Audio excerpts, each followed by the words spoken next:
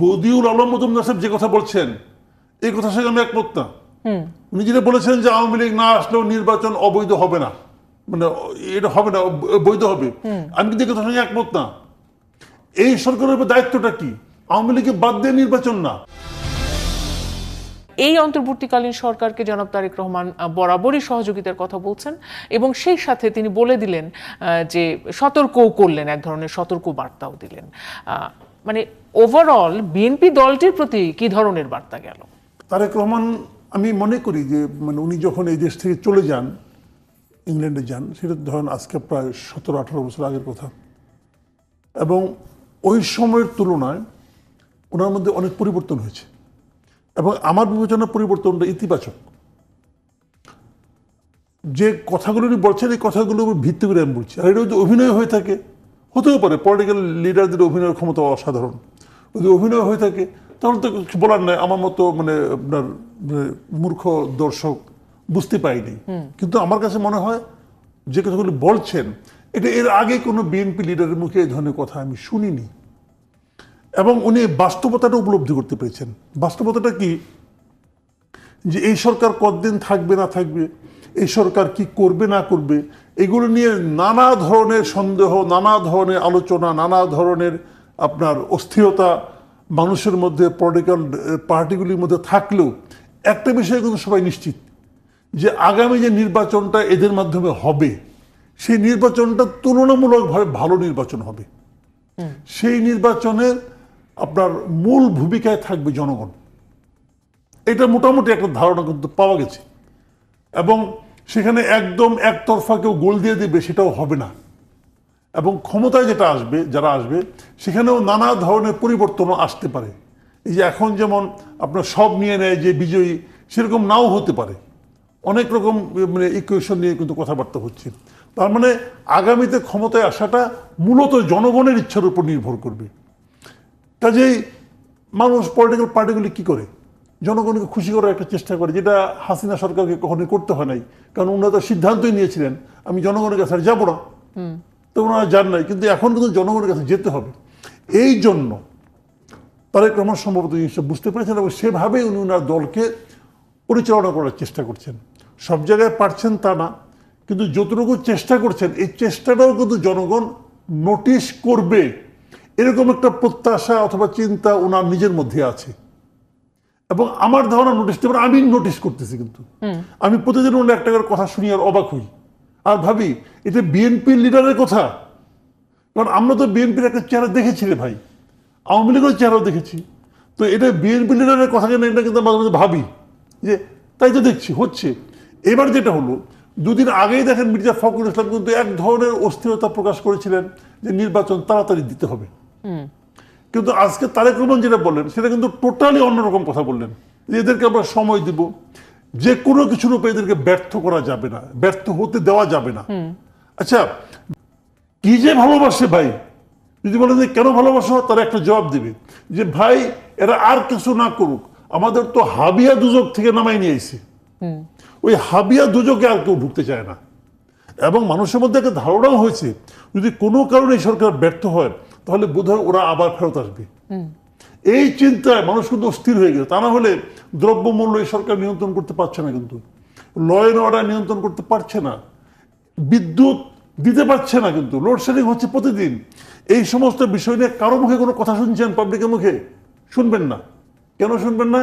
কারণ তারা এগুলি সহ্য করছে, দাঁতে কষ্ট হচ্ছে, কিন্তু সহ্য করছে। কেন করছে? তারা ভাবছে আমি যদি এগুলি বলি, যদি সরকার ব্যর্থ হয়, আবার তাদের মধ্যে এই ভয়টাও আছে যদি সরকার অভিমান করে, অভিমানও কিন্তু করতে পারে, ইউনুস সাহেব কিন্তু বলতে পারে আমি পারতেছি না জায়গায়, এইটাও তারা শুনতে রাজি না। তাদের বক্তব্য না আপনাকেই পারতে হবে, বলেন আমার আর কত ত্যাগ স্বীকার করতে হবে। জনগণের অ্যাটিটিউড কিন্তু অনেক এরকম। তো এই অবস্থা, এই অ্যাটিটিউডটা তারেক রহমান বুঝতে পেরেছেন, দূরে থাকলেও বুঝতে পেরেছেন, এবং বুঝে ওই মানে আপনার পপুলার যে সেন্টিমেন্টটা, পপুলার যে থিওরিটা, উনি ওটার সঙ্গে আছেন।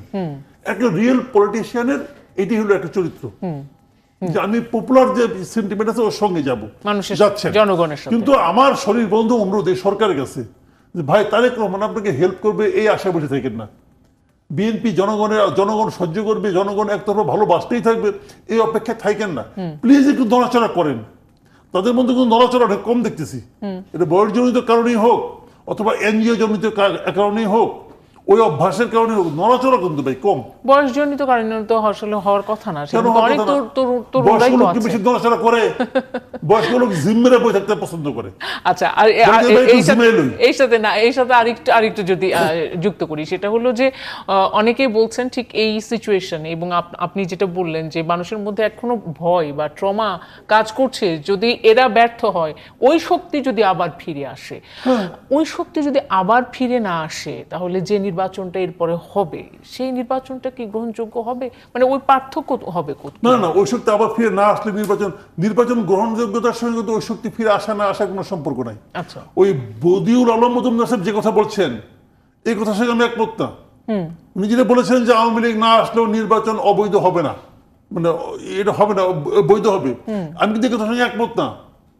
এই সরকারের উপর দায়িত্বটা কি? আওয়ামী লীগকে বাদ দিয়ে নির্বাচন না, অবশ্যই এই সরকারের দায়িত্ব হলো এমন একটা নির্বাচন ব্যবস্থা ক্রিয়েট করা। আচ্ছা, বিএনপি গত নির্বাচনে যায় নাই কেন বলেন? যায় নাই এই কারণে বিএনপি মনে করেছে যে এই নির্বাচন যেভাবে হচ্ছে, এভাবে হলে আমি যত বেশি জনসমর্থনে আমার থাক না কেন, আমি নির্বাচনে জয়লাভ করতে পারবো না। তার মানে নির্বাচন ব্যবস্থার মধ্যে তারা একটা গলদ দেখেছে। বিষয়টা কিন্তু এখানেই, আমি জিতবো কি হবে এটা কিন্তু তার টেনশন না, তারা বলছে নির্বাচন ব্যবস্থাটাই গলদপূর্ণ।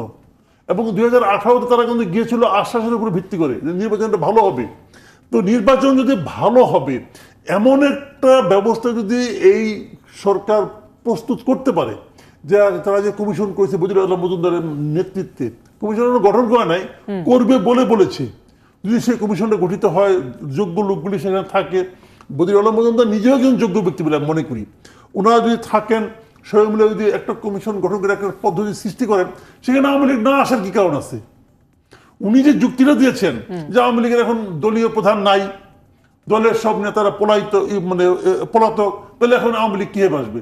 আরে ভাই, নির্বাচন তো কালকে হচ্ছে না, নির্বাচন তো 1-2 বছর পরে, 1-2 বছর পরে সবাই ফিরে আসবে, আপনি টেনশন করেন না।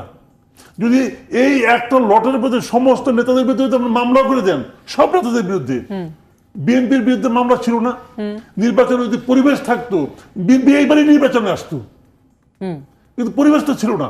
এই মামলা সত্ত্বেও নির্বাচনে আসতো। বাংলাদেশের লোক কি মামলা নিয়ে নির্বাচন করে নাই? করে রে ভাই, করে, জিতে অনেক কিছু হয়, সবই হইতো, কিন্তু নির্বাচন তো আজকে হচ্ছে না। কাজে এই নির্বাচনটা 1 বছর পরে, বদিউল আলম মজুমদারের কথাতে আশঙ্কা তৈরি হয়েছিল, আমার মধ্যে আশঙ্কা হয়েছিল যে 1 বছর পরেও বোধহয় উনি ওরকম অনুকূল পরিবেশ তৈরি করতে পারবেন না। তো এটা না হলে তো আপনি দায়িত্ব নিয়েন না ভাই। আমি একটা স্পষ্ট কথা বলি, আমি এমন গণতন্ত্র চাই না যে গণতন্ত্রে আওয়ামী লীগ অথবা বিএনপির মতো বড় যে কোনো একটা দল প্রত্যেককে নির্বাচনে না আসে, ওটা আমি চাই না। আমি চাই সমস্ত দল নির্বাচন করুক, যার যার শক্তি অনুযায়ী করুক, তারপরে জনগণ যাকে বাইসে নেয় সে ক্ষমতা আসবে।